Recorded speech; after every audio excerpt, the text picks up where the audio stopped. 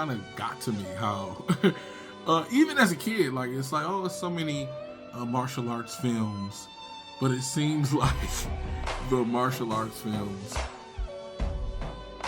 the central focus was never the people who originated martial arts. Very odd. So yeah, I'm coining the phrase. I don't even know if it exists, but I'm coining the phrase suburban kung fu movies or suburban martial arts films, because even going back, so the origins of kung fu movies is very simple. Coming from China, the earliest movies that at least I can think of is the One-Armed Swordsman, and later on that drifted and cultivated into the Shaw Brothers films, so like the Deadly Venoms, and that whole cast, which has a ton of movies from Magnificent Ruffians to even the Gordon Liu movies, the 36 Chambers, Return to the 36 Chambers, all of that. And then, of course, that we know Bruce Lee films. And again, these are the originators of Kung Fu. So, yes, it had American appeal. But then around the mid to late 70s, all the way through the 80s, there was this shift of it was somebody coined the idea like, how about we use martial arts people but make Americans the heroes of the films? Which wouldn't be terrible if it wasn't for this odd, contrived act of making the culture centralized to these particular characters. It's very awkward. Like, I mean, I'm gonna just say it real bluntly and as quickly as possible. I don't think Kung Fu experts or Oriental experts specifically are dying to train Americans. I just don't. Somebody might be able to correct me. I don't see it. I don't believe that. But the core of all of these films, typically these movies have some guy who learned martial arts like after the war, after Vietnam or the Korean War, and somehow they became this master that everybody is amazed by. Oh, he knows the arts better than we do. And he beats up everybody in the movie, gets the girl, yada, yada, yada. Or you have this person who doesn't know martial arts at all, who somehow meets an Oriental person and they train them to be like the best fighter on the planet. That's why I said there's a difference between like the suburban Kung Fu movies and like American Kung Fu movies. Kind of the same, but a branch slightly different. The suburban ones is the focus of this one person who does like Karate Kid. Kid doesn't know.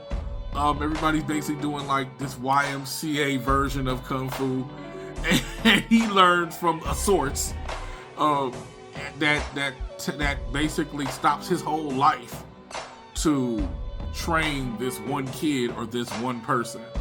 And then you have the American version where the guy is already really good. So for example, Enter the Ninja or Revenge of the Ninja, where you have these American dudes who are just already really good at it. It's very odd because I think there's an arrogance, for starters, us as Americans portraying ourselves to know martial arts so well that we surpass those that teach it. And then the other part is them stopping their whole lives, dying to teach Americans Kung Fu. Very odd. That it makes me think of the movie No Retreat, No Surrender, which was actually, I think, one of Jean-Claude Van Damme's very first films. So it's this kid that moves from LA to Portland, has a bully, tries to, likes a girl, gets bullied in front of the girl. It was super embarrassing. He got his tail. And he's having a fallout with his dad. His dad, who was a kung fu teacher, a martial arts teacher, and he gets injured by Jean-Claude and some money stuff. And now this kid is frustrated, and he literally prays to Bruce Lee. He prays to Bruce Lee. Lita guy, come and help me. I need you. I need you. They're out to get me. I don't know why. I can't handle it. I can't seem to get anything right. I'm trying, but everything's going wrong. I try to be like you. I can't do it. I need help. Sensei Lee, you have to help me.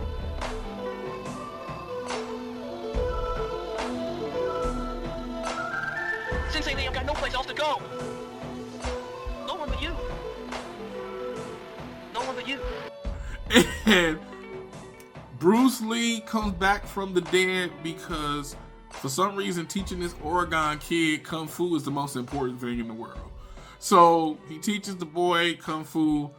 The boy redeems his family, gets the girl, blah, blah, blah, because he's important and he's the central character.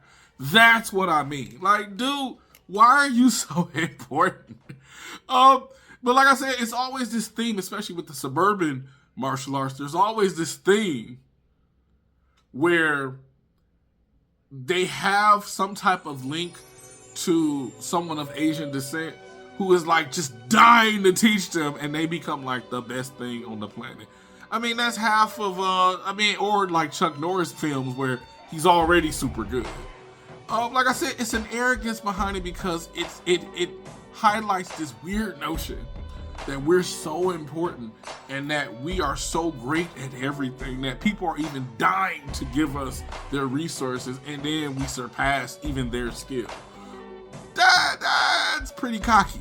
Like I said, the film's usually a lot of fighting, a lot of, but also beating the traditional people. Like, for example, the ninja films where the American guy somehow beats the ninja descendant of 1,000 years. Like, come on, man.